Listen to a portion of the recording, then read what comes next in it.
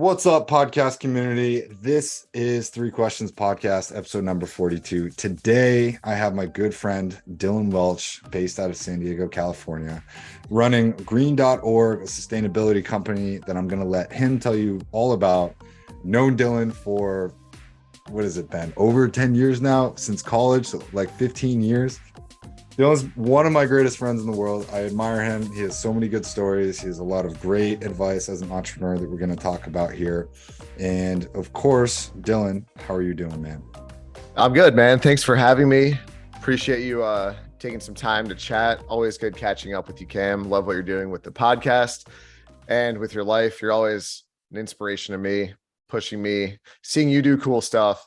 I'm like, damn, I can't let Cam be cooler than me. And then it makes me want to go out and do cool stuff myself. So always holding me accountable, whether you know it or not.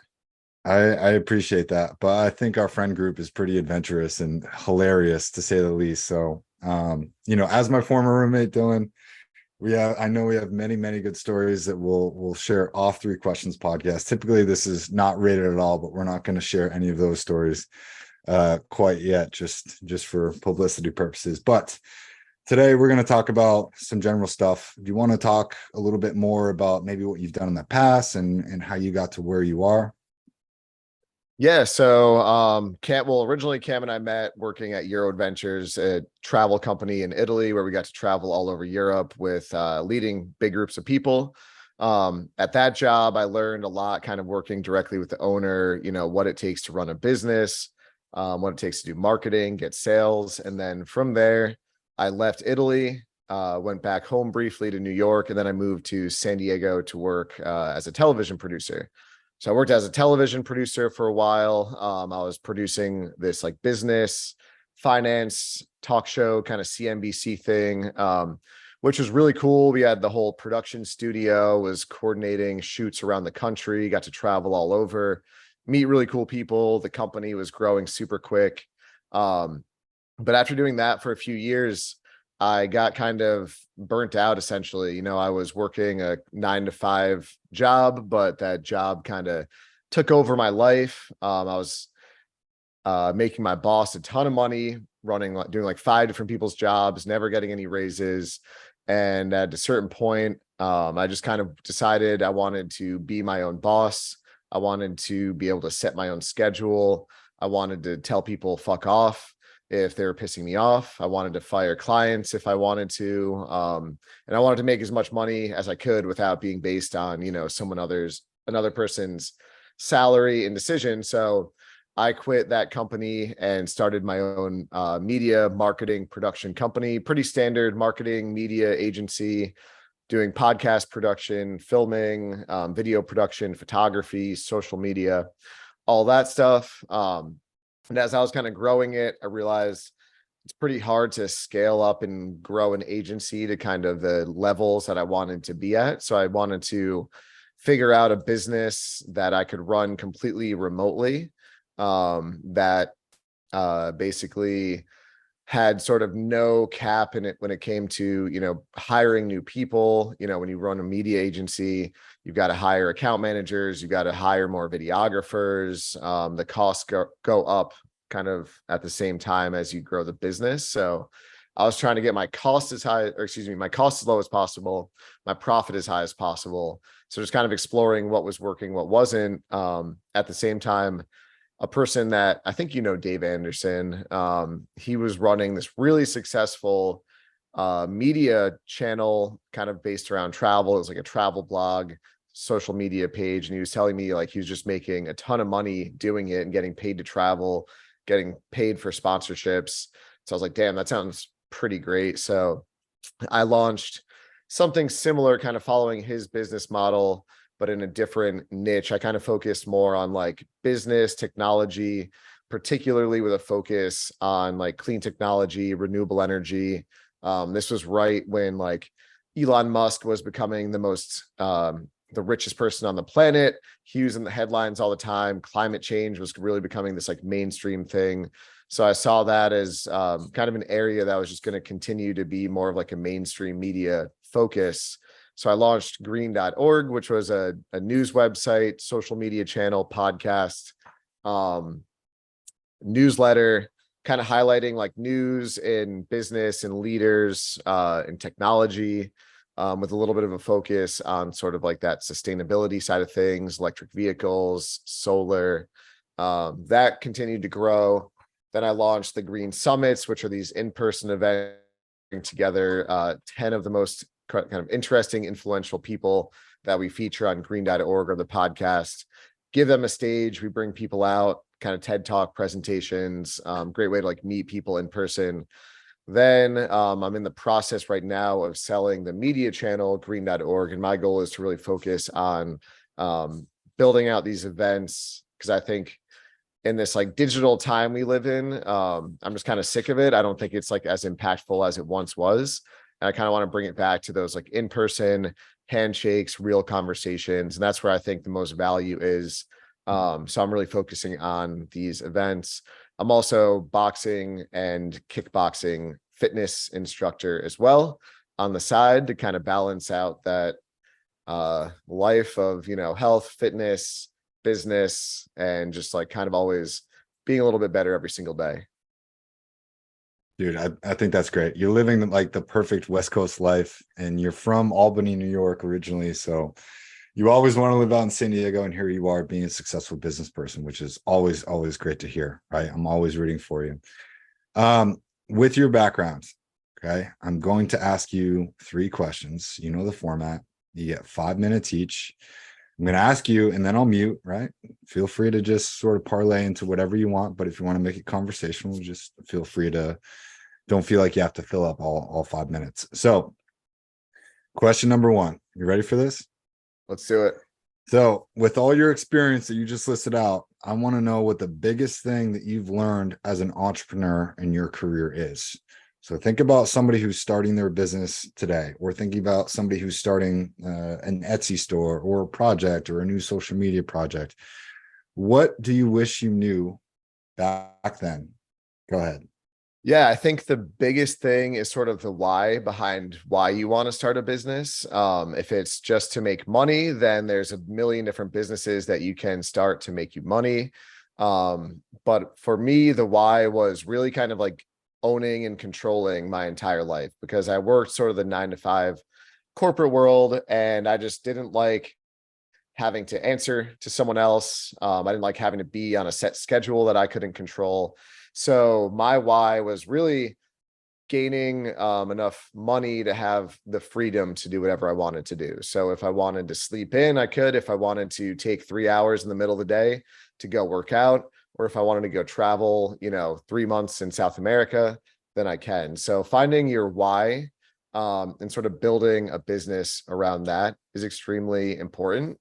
Another thing I learned too is like the biggest, most important step is whatever your idea is, you just have to go out and start making it happen.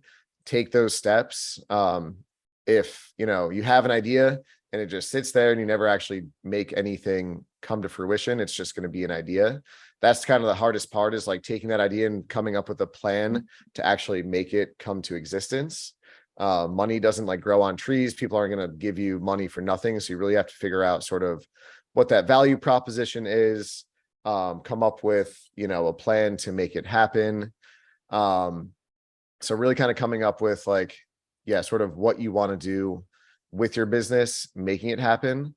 And then last, like trying to surround yourself with people who can help you, who can push you, who can hold accountable. I get sort of, burnt out, get lazy. It's pretty natural to kind of, want to put things aside and do it later. But even this morning, it's like my one day where I had kind of a chill day, and I had Cam hitting me up, come on the podcast. I had another friend of mine who helps me out, like, yo, let's hop on a call. I had another sponsor of one of our events calling me. So I'm like, all right, I don't really have anything on my calendar. I could just, sleep in all day and be lazy. But having those people, someone like Cam, hey, let's do this podcast, it kind of kicks you in the butt, gets you out of bed, gets you rolling. I was telling Cam before this, I have like a good friend of mine, and we were supposed to go to like a jujitsu class last night. I was up super early that day, and I was ready to just kind of call it a night. And he was like, don't be a pussy, let's go. And I was like, all right, let's go. Fine. And, glad I did. So finding those people and surrounding yourself with people who are like-minded, who want to, continue to further themselves, get better, whether that's in like the health aspect of life, fitness, business, careers, just kind of stepping outside of your comfort zone and doing it together. So yeah, those are kind of the three things, is just figuring out why you want to run your own business, and knowing sort of that end goal. 2, going out and making it happen, kind of breaking down those bigger picture goals into little mini tiny steps you can do day to day. And then just being around other like-minded, people who can hold you accountable, push you to get up out of bed and do some cool stuff. And then people that you can also kind of lean on and rely on too, if you're not feeling motivated, and asking for some help. And yeah, you do those things, good things can happen. Yeah, I couldn't agree with you more. I think number one, being an entrepreneur, you are always feeling like you need to do something. And you do the best job of this out of anybody that I've ever seen. As an entrepreneur, you have seriously good work-life balance, which I'm envious. I know a lot of other entrepreneurs, myself included, I burn myself out all the time, right? Way too consistently. I go so hard and I'm so difficult on myself, or like I put a lot of pressure on myself, or I generally just feel like I always have something to do, or I'm a piece of shit if I'm not doing something. Mm-hmm. And even though my girlfriend or my friends or my parents, family, whoever, they're like, dude, you work so hard, like you're doing it, just relax. I don't have that stop sign. And I think a lot of entrepreneurs need that.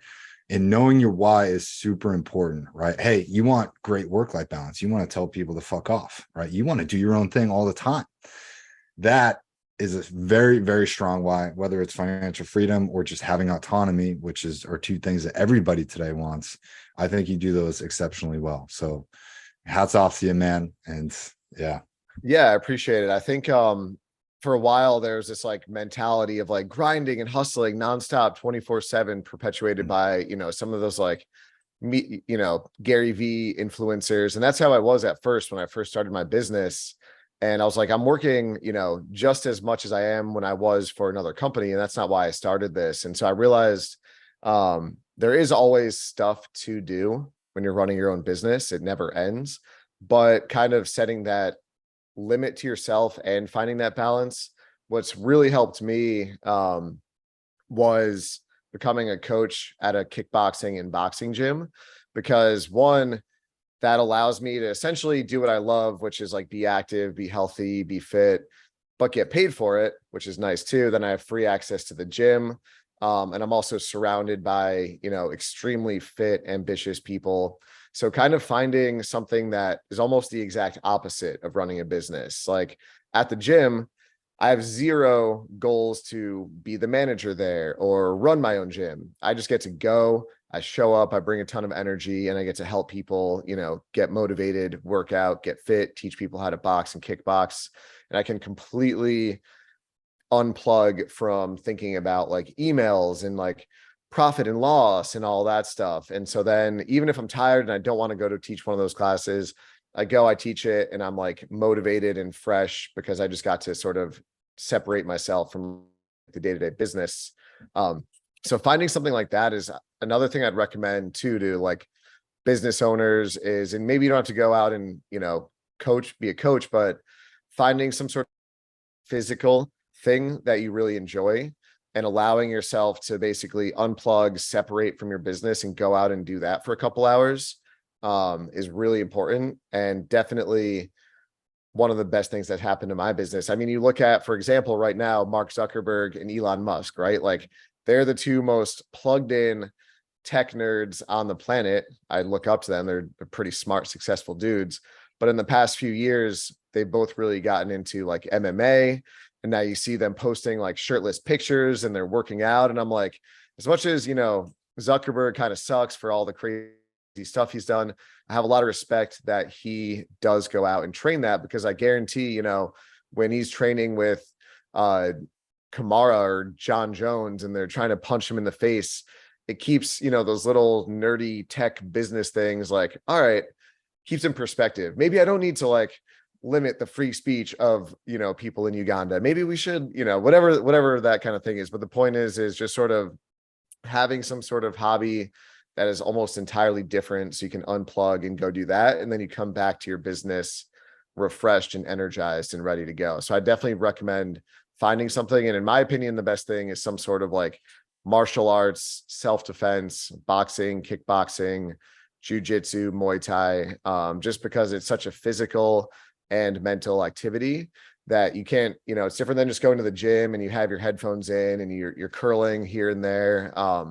It takes your full concentration. So I'd recommend trying to find that. And it's also a good life skill to have. Yeah, you're talking to a blue belt here. So I love jujitsu. I think it's very, very humbling when you do a martial arts and you suck at something for 6 months or 3 months or even 1 month, right? Even one night, the first night you go, you're like, wow, I suck at this. And if you continuously put yourself in that position, it gives you awareness and perspective, which I think entrepreneurs need. And martial arts has a very distinct way of delivering that to every individual with how they need it. So we're over for question number 1, but I want to hop into question number 2. You have a lot of amazing stories. The stories that I've heard from you and I've witnessed and have been passed down the grapevine are legendary. I want to know what your best story is right now. And I just set the timer, so go for it. Yeah, one thing that kind of sticks out to me is a story I'll tell of kind of how like all the last 2 things I just talked about came together. So early 2021 or 22, one of those years, I went and did a 2-month solo backpacking trip through South America. And I went down to sort of Patagonia in Argentina, and I was running my business remotely. Things were going pretty good, but I just felt like I was sort of in a place where I kind of hit like a ceiling and I couldn't figure out what it was to break that. So like a personal ceiling and kind of like a professional ceiling. And so I was in Patagonia, I was traveling with a friend of mine and she was kind of annoying me. And I was like, I just need to like get some alone time. So I ended up hiking up into this mountain solo. It was about a 10-hour hike, 0 service, completely by myself. And it was really amazing to like disconnect. Like I couldn't even connect if I wanted to. Being out in nature, having this sort of like moment to think about myself. I was in Patagonia, like taking in all those little moments. Hiked all the way to the top of the mountain, super hard, difficult hike. At the top of the mountain, there was just this little stone house that you could sleep in. And so while I was up there, there's a couple other people there and like drinks. Yeah. So yeah, long, hard hike, 10 hours up this mountain, pretty brutal in the sun, and got to the top of this mountain. There's this cool old stone cabin that you could sleep in, and looking over a lake at the top of this mountain, huge jagged mountains surrounding us. And I just met a couple other people there. I met these 2 brothers, didn't speak a word of English, but they came over and they offered me like some tea. And with the Spanish I knew, we were able to have like a really cool conversation, a little moment. Slept in this like awesome cabin, no electricity, and just kind of having this moment. And then on the way down the next day, I was just like, again, kind of thinking what I wanted to do. And it popped into my head. I'd been training at this kickboxing gym for a really long time. I really liked it there. And I was like, I want to be a coach at this gym. And I've never really been a coach before. I don't have any personal training certificates. I don't have a college degree in like nutrition, but I made a note to myself, when I get service, I want to reach out to this gym and like start coaching there. So, and it was just this like light bulb moment of like, that's what I want to do. So then hiked to the bottom of the mountain, super dirty, hungry, coming out of the woods, and got back to my hotel. I got service and I texted the owner of this gym who I was kind of friends with, not like, more like acquaintances. And I was like, hey, Kim, I just need to like share this moment I had of this like vision of me wanting to come and like train and coach at your gym. So it's like, wow, that's amazing. So when I got back a month later, she introduced me to the GM. The GM was a little skeptical because he didn't know the story, but I was like, no, he was like, we're not really hiring for coaches right now. I was like, no, dude, like, give me a chance. Let me like teach a fake class where you're the only person in class and I'll show you what I can do. So he was like, all right. Then he scheduled it. He canceled it last minute. And I was like, kind of bummed. I was like, no, David, like go to the gym in an hour. We're doing this. And he was like, all right, fine. He's the boss. So he's like, and I'm just like some random person, but he's like, all right, fine. So then I went, taught like a fake class, high energy as possible, just him. And he was like, man, that was amazing. Like, I want you to start right away. And so, anyway, long story short, ended up getting a job there coaching. So it was just a really cool kind of moment of like travel, adventure, separating yourself, getting off the grid, no phones, thinking about your life, having this, sort of little epiphany. And then going out and like making it happen. And so I still all the time when I'm like coaching a class, there's like music blasting and I'm like punching people in the abs as they're doing crunches. I'm like, man, it's crazy how this all kind of just came from like a hike in the woods. So yeah, that's like a really cool kind of story. And then as I mentioned, coaching there has been a really good sort of escape from the business where I can separate. So by coaching there, I think it's helped my business a lot grow, just from like the creative and physical outlet that I get from that. Well, that's a pretty incredible story. I think, again, when people feel frustrated or stuck or they can't get through the ceiling, I think people tend to stay there and that becomes their new comfort zone, right? What I admire about you and your story is you said, I know I'm at the ceiling. I need to, get away from this person who's getting on my nerves, whatever. And I need to go just spend time with myself. And you know me, I've lived in Colorado. I'm always hiking. I'm always out in the woods and doing stuff. Me just walking or moving, whether it's up or whether it's hard or whether it's just away from my phone with my dog, and I'm just able to look at nature. I'm able to calm down and see the next step. And for you, that's, man, talk about calling out your own shots and creating your own opportunities. I see too many entrepreneurs wait for an opportunity to open. And then by the time that opens, either too many people have gone for it or they've missed their shot. You, which I love about this, is you always create your own opportunities. And you make sure, no, David, show up to the gym. We're doing this, right? That's a bold move. I don't know that I would have even done that. But you took that and you made it happen, which is fucking awesome. Yeah. So good for you, man. Let's hop into question number 3. So I know that you love a certain celebrity and at one point wanted to emulate your life after him. But now, today, here in 2023, I would love to know your 3 biggest inspirations and your why. Go ahead. Which celebrity are you referring to? I knew at one point that you really, really love Leonardo DiCaprio and wanted to emulate many of his movies, but Well, it's not I'm so much not. that like I emulated him. A lot of people told me like we look alike. We're both very I see fit. it. No, I'm just kidding. Yeah. Yeah, I mean, 3 inspirational people. One, honestly, well, I'll get to this. I'd say probably number 1 is my dad. He's just been like the best dad you could possibly ask for. Always there for our family. He grew up playing sports, played college football. So our family has always been very active, which is something I really appreciate. I think it's easy, if you're not from like a active background, then you don't do that. So growing up and, I was never forced into playing sports, but I was just growing up with a football or a baseball or a basketball in my hand. He'd bring me to like a boxing gym when I was like 10 years old. So not only that, he ran his own business, and now he's retired and just lives the good life, like bouncing between New York and Florida. So probably my number 1 inspiration is my dad, of just kind of, very similar to what we've been talking about, finding that balance of work, life, family, work super hard. 2, you're probably not going to like this person because you're from Boston, but I'd say Derek Jeter is probably number 2 big inspiration, just because super hardworking guy, never folds under pressure, very like classy, well-spoken, humble. So I think that's important too, especially in this day and age where it's like, let's all stunt on social media. It's kind of nice to just like not have to do that.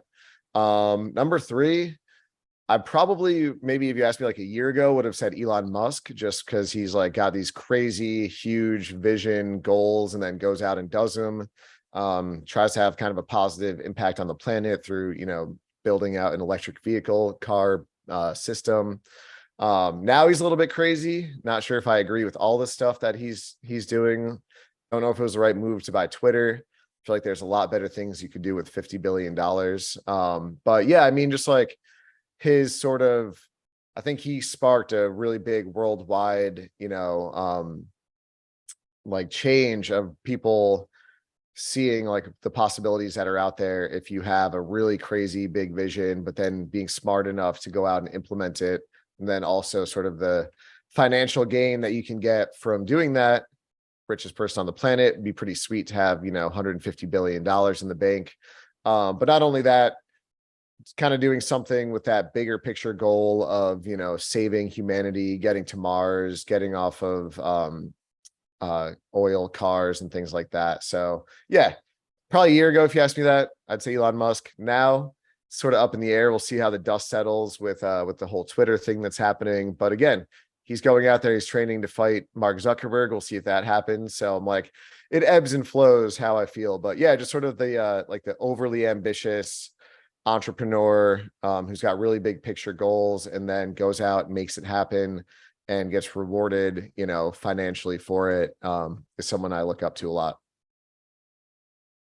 Well, that's awesome. Now, you talked about this at the beginning of the podcast, and I want to put you on the spot, right? You said that you want, financial freedom and autonomy, which is a super strong why. But if you had to sum it into an elevator pitch, right? You, Dylan Welch, are doing what you're doing because what? Doing what I want to, I'm doing what I'm doing because one, I want to personally get, my own financial freedom, my own time freedom, but I also want to build a business that has a positive impact on the planet and influences people in a positive way, whether that's connecting them with someone who can help them achieve their goals or educating them about something they can do to, make the world a better place, or just getting them, to push themselves out of their comfort zone, calling that person, texting that person, telling that person, meet me at the gym and give me a shot. Just kind of giving, I want to connect people and put ideas out there so that people can go out and make their lives a little bit better. Because I feel very fortunate to be in a place where I'm at, but also a lot more to do. I couldn't agree more. One of my favorite books is Outwitting the Devil by Napoleon Hill. And that book specifically talks about how we get lulled into, drifting, and how we become very obsessed with just making money, but how the true purpose of life and our species is to grow and learn, adapt, and share and empower others. And I think that is the one thing I see across successful people all the time, whether they're a millionaire, billionaire, or just successful in their own right. And I know you're on your way to that.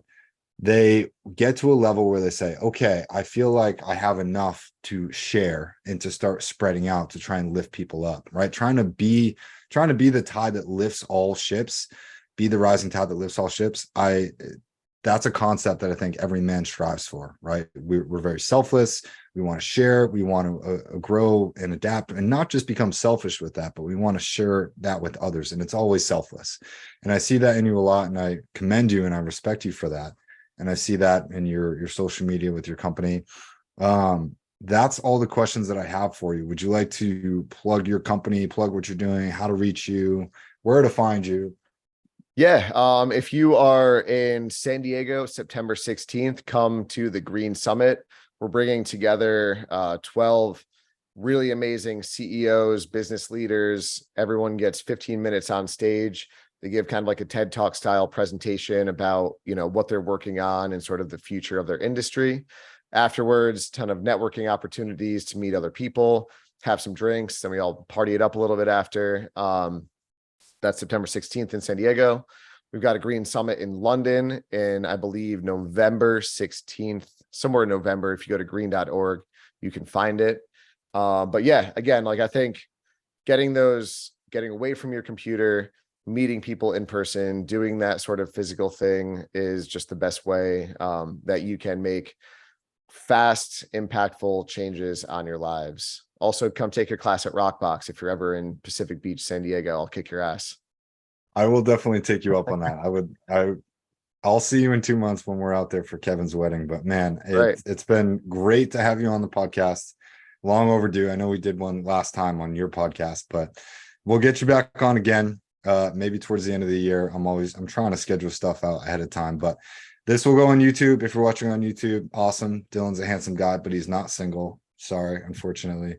Sorry, most of my listeners are male, I'm pretty sure. But I'll put all of your info down below if you want to reach Dylan, or go check out green.org. It's awesome. The stuff he's doing is amazing. And I know it's going to have an impact on a lot of people someday. So, Dill, thanks for hopping on, man. And I hope you have a great rest of your day. Yeah, appreciate it. Thanks to all listeners out there, and have a great rest of your day as well.